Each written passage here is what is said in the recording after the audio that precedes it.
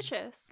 I'm sure many of you have heard of the brand Lucy&Yak, as have I, and I really just wanted to see what all the hype was about.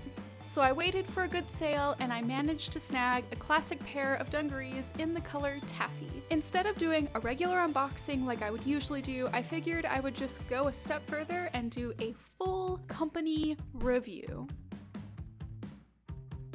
One of the first things I do when I'm looking at new brands is to Google it. Surprising, I know. So not only do you want to look up the brand name, but you also want to check and search for things like Lucy&Yak greenwashing, or Lucy&Yak controversy, or Lucy&Yak tea. And I did all of these, and it would appear that Lucy&Yak has not been in any major controversies. They haven't been exposed for any major greenwashing, and all of the reviews and other sites that I found mentioning them had nothing but glowing things to say. So they seem fairly trustworthy. Then finally, I went to the actual official Lucy&Yak website. I already knew from looking at it previously that it was pretty solid, but for the purpose of this video, I wanted to walk you through a few features that I think are really important. First, their About section is pretty extensive. It isn't even just one page, it's like a whole section that you can search through. A lot of websites will just have like one paragraph, if that, so it's really good that they have a lot of background information about themselves available, even if it is just PR. One of the most important pieces to look at on the website is the Partners in India section. And here we can actually get a look at the conditions that Lucy&Yak employees work under. There are actual photos of the manufacturing process, and things look pretty clean.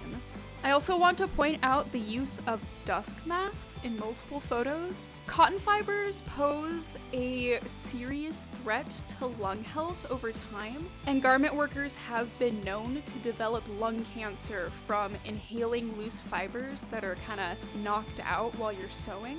Anytime I see a brand promoting workplace safety, even indirectly, is a big plus in my book.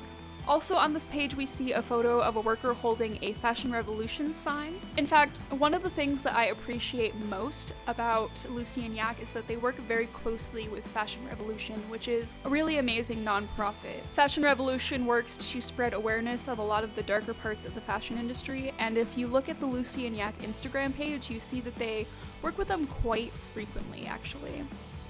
So let's move on to some more technical stuff in the shipping and construction portion of my review.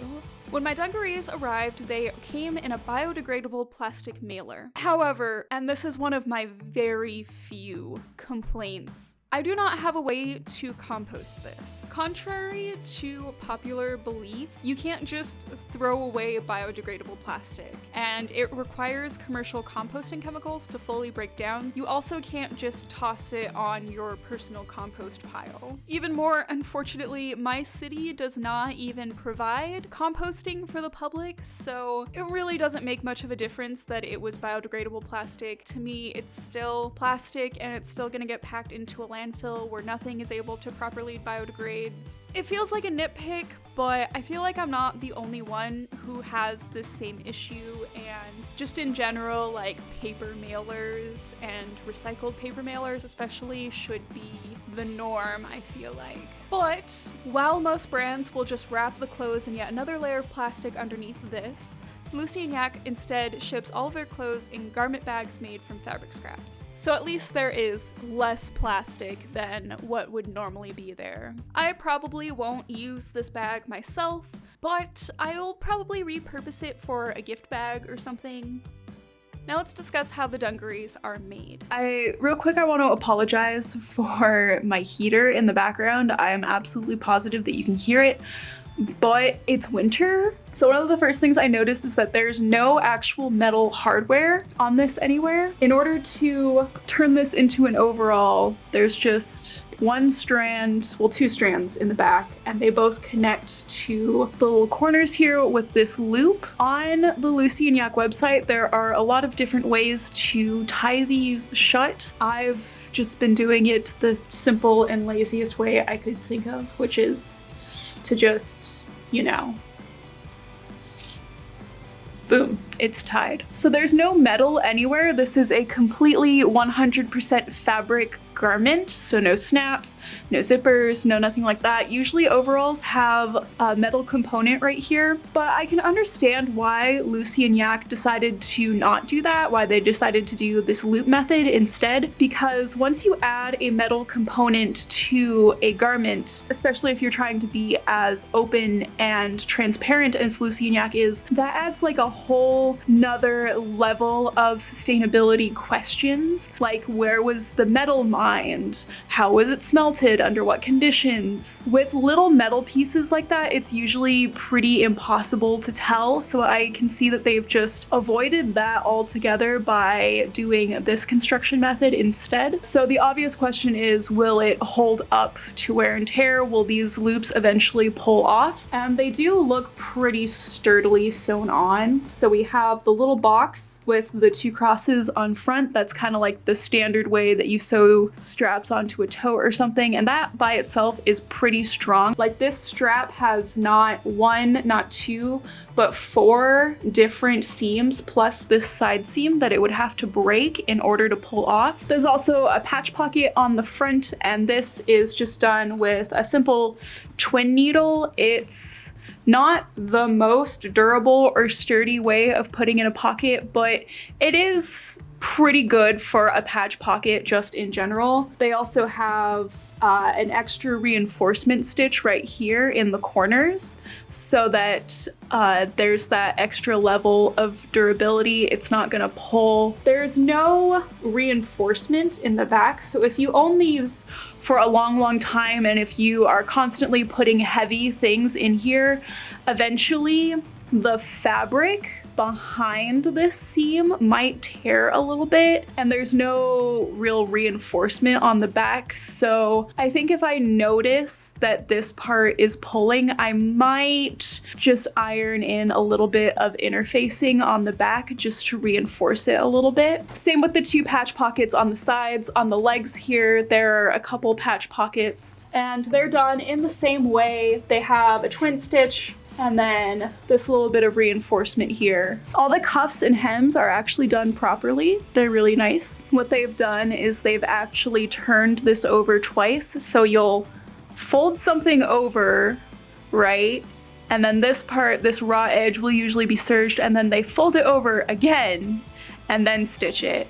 So terrible hand analogy, but you can kind of understand the gist here. They didn't just fold it up once with the serging and then stitch it and call it good. Overall, the stitching in general is very clean. Like, the straps look very nicely constructed. So the major construction seams are all done pretty simply. They're just serged and stitched together. This is pretty standard. You'll see this on pretty much every commercially made garment. Nothing super low quality, but nothing to write home about either. I can tell that the way they made this garment is that they had one person constructed the front, and then another person constructed the back, and then a third person sewed them the front to the back. And I can tell because this facing here, this little seam binding, I'm not sure what you would call this. It's like a hem tape, but it's not a hem. It's just, this is the side. This is where your arm goes. Where the dungarees go across your waist is right where this is. They're obviously using like a assembly line type of workflow, which isn't necessarily a bad thing. But luckily, since this isn't on like a seam that's gonna fit close to your body, it shouldn't rub or anything. The only thing I get concerned about is when you have situations like these where it's on a neckline or it's where the sleeve connects to the shoulder, and there's that potential where this could rub a sensitive area on the body. But this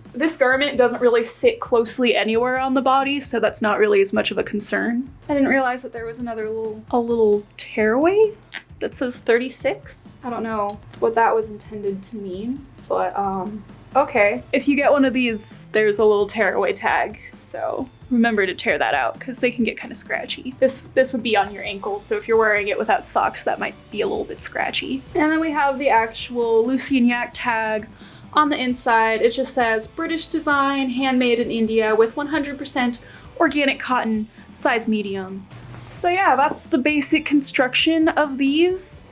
They're not anything fancy, they're not high-end couture, they're not like heirloom sewn, they're just standard, but they're not low quality either. Like the actual fabric is nice and thick and it has a smooth, glossy, like sateen finish to it.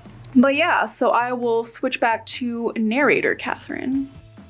Next, we test the garment by wearing it for a full day. I don't have any footage of me actually doing this since I was just editing all day and walking around my house, but I will say that they were very comfortable and I have a full range of movement in them, and I did not feel any constriction or discomfort, not even that weird shoulder pressure that I usually get from other types of overalls. I'm actually really pleased with the comfort level, and it makes sense that it would be one of their main selling points.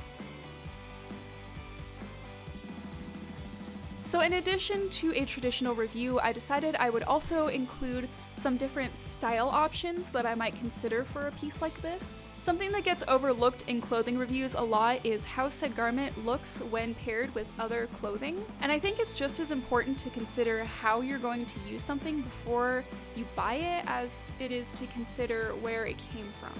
So here are the dungarees paired with several types of clothing basics that you probably already have.